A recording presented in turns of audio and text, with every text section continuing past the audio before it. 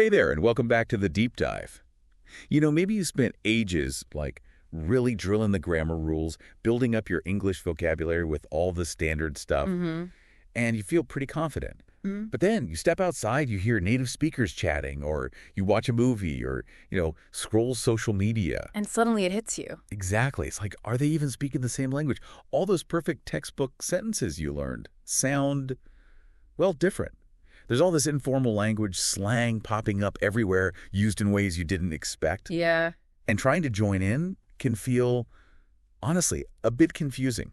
Maybe even kind of risky. It's such a common hurdle for learners, isn't it? You build this really solid base of, correct English, which is great. Right. But if you only use that, especially in casual chats, you can sometimes sound a bit stiff, not quite natural. Yeah, robotic even. And you miss out on that easy connection, that sort of everyday warmth. Totally. And that's exactly why we're diving into this today. You shared some really fascinating material looking right at this problem. Yeah. How to bridge that gap between formal English and how people actually talk day to day.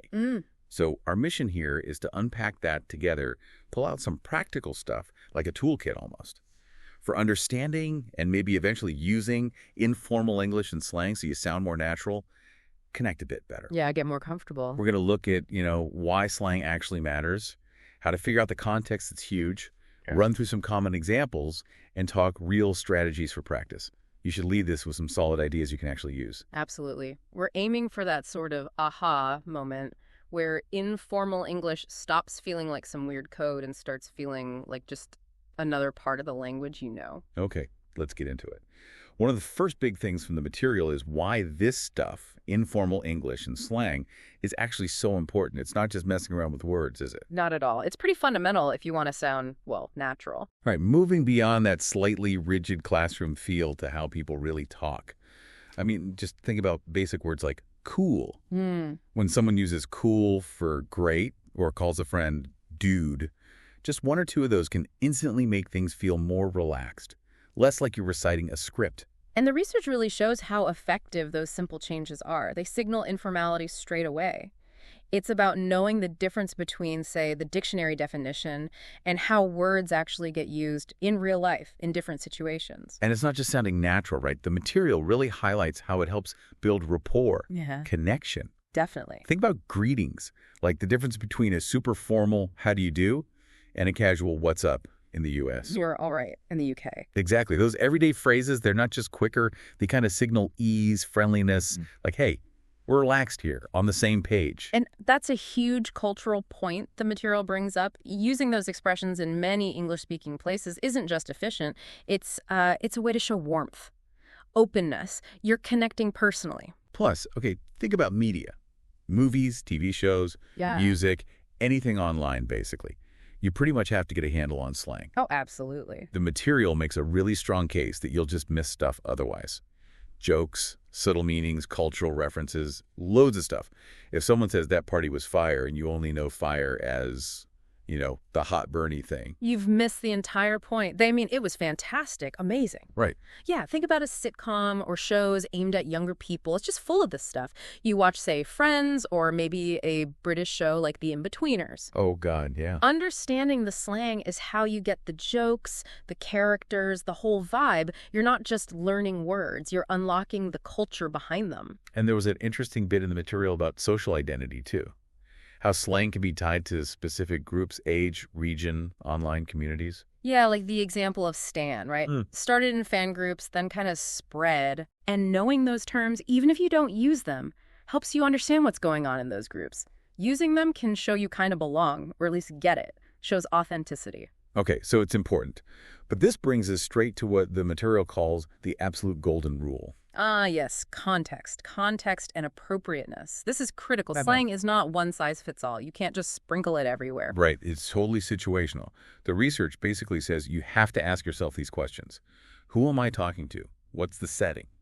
Formal. Casual. Does this word belong to a certain group or region? And crucially, could this possibly be misunderstood? Or worse, offensive? Those questions are like your safety check. The material gives clear examples. You just wouldn't use really informal, definitely not crude or offensive slang with your boss or in a job interview or even with strangers in a mixed setting. Probably not a good look, no. In those situations, standard, clear English is always the way to go. Safe, respectful. Trying to hit your potential new boss with the latest TikTok slang, probably not going to end well. Probably not. And regional differences. Yeah. Huge factor. The material mentions bloke. Super common, casual word for man in the UK. Yeah, standard. But use it with someone who's only learned American English. They might just stare at you blankly. And the potential for actual mix-ups between regions is massive. The classic examples are in the material. UK mad often means angry. US slang mad often means very mad skills. Right. Or the big one, British pissed means drunk. Whereas American pissed means angry. Using the wrong one could get awkward. Fast. Yeah, really awkward. So the advice is clear. Check definitions if you're unsure. Look up where it comes from. And most importantly, watch and listen. How do native speakers actually use this term? Where do they use it? That's key to avoiding, well, linguistic accidents. Okay, so we get why it matters and the absolute need for context.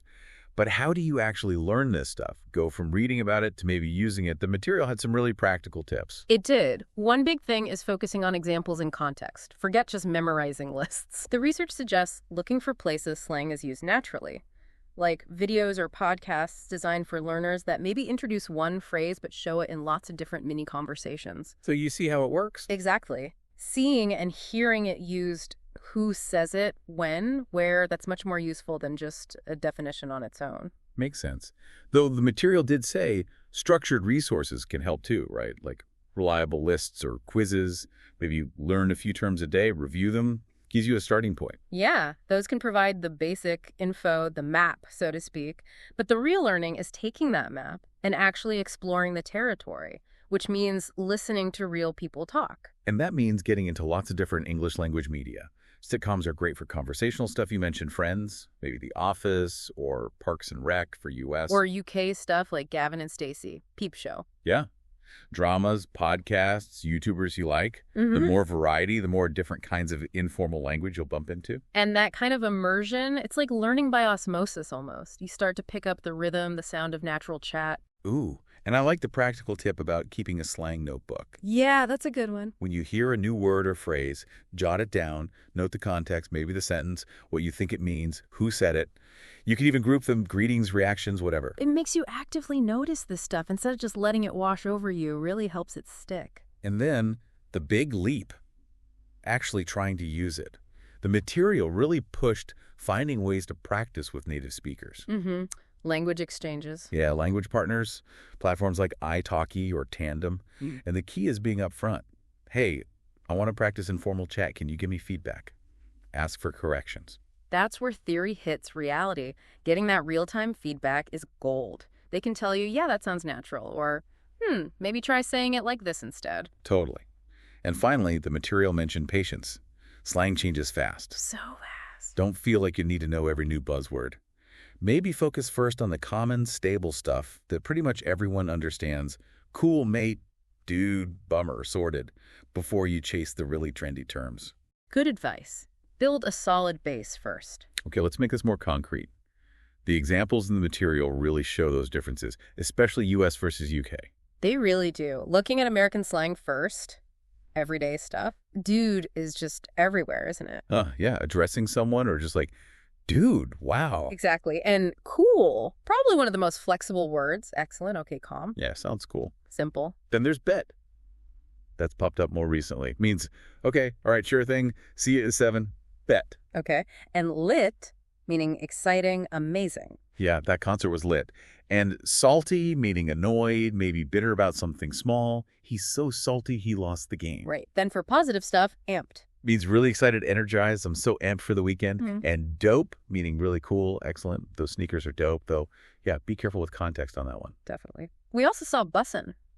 For food, usually. Yeah, meaning really delicious. This pizza's bussing. And GOAT, the acronym, greatest of all time. For someone amazing in their field, LeBron is the GOAT. Okay, negative side, bummer. Classic for disappointment. Rainy day, what a bummer. Cramps, studying really hard, last minute. Gotta cram for this test. Crash. Fall asleep really fast because you're exhausted. Got home and just crashed on the couch. Yeah. And wasted, meaning really drunk. They were totally wasted after the party. In social media slang, DM. Direct message, used as a verb, just DM me the details. Flex, showing off, bragging. Stop flexing your new car. Right. Ghost. Cutting off all contact suddenly, he ghosted her after one date and sliding into DMs. Sending a DM, usually flirtatiously, he tried sliding into her DMs. Okay, got it. Now let's jump across the pond. British English, totally different vibe sometimes. Yeah, different flavor. Greetings and reactions. All right. Super common just means, how are you? All right, mate. Exactly. And mate, like dude or pal. Friendly address. Cheers, mate. And cheers itself means thank you, right? Yep, widely used. Here's your coffee. Cheers. And even more informal is ta. Pass sugar. Ta! That's simple. Positive words. Brilliant means fantastic, great. That's a brilliant plan. Gutted is the opposite, really disappointed, upset. I was gutted when my team lost. Okay, knackered. Means exhausted, super tired. Long day, I'm knackered. And sorted means organized, handled, fixed. Don't worry, the tickets are all sorted. Right, got it handled. Okay, negative stuff in British English. Huh? And here's that key one again. Pissed. Means drunk. He got completely pissed last night. Remember, not angry like in the U.S. Crucial difference. Rubbish. Can mean trash, but also nonsense or poor quality. The film was absolute rubbish. Skint means broke, no money. Can't come out tonight, I'm skint. And taking the mickey means teasing, making fun of someone playfully. Stop taking the mickey out of my accent. Huh, okay. And those other regional cultural ones. Bloke. Common, informal for man. Seems like a decent bloke. Bird is slang for a woman girl, though maybe use that one cautiously. It can sound a bit dated or off depending who you're talking to. Good point. And nosh. Informal word for food or a meal. Let's grab some nosh.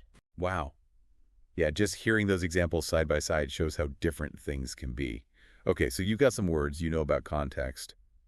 How do you actually start using this stuff without feeling, super awkward? Yeah, making it feel natural. The material had some good practice methods. Like shadowing. Exactly. Watch short clips, sitcoms, interviews, pause, and repeat exactly what was said.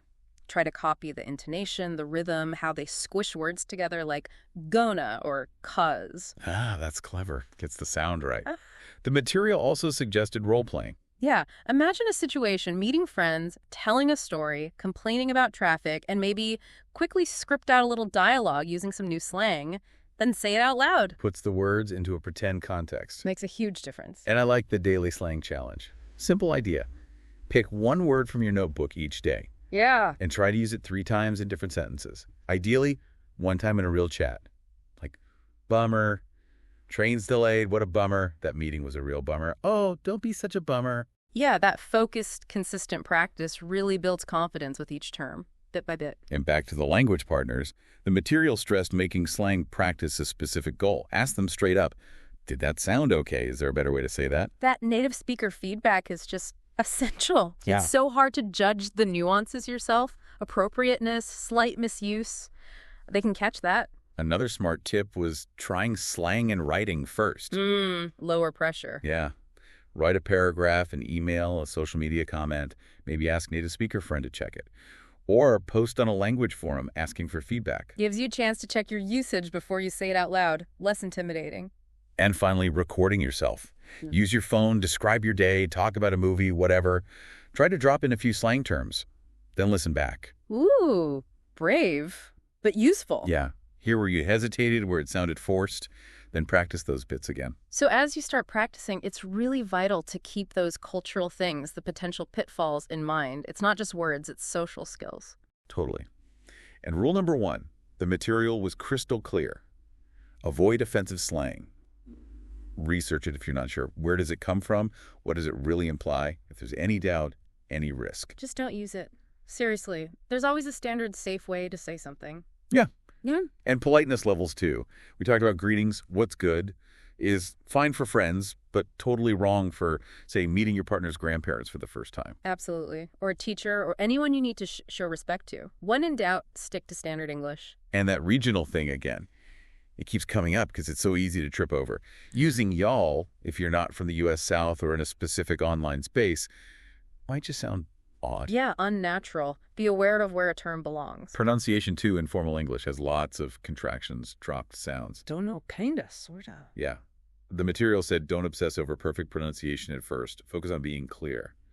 But listen to how natives say things and try to edge closer over time. Good advice. And remember, slang changes constantly. What was cool last year might sound dated now.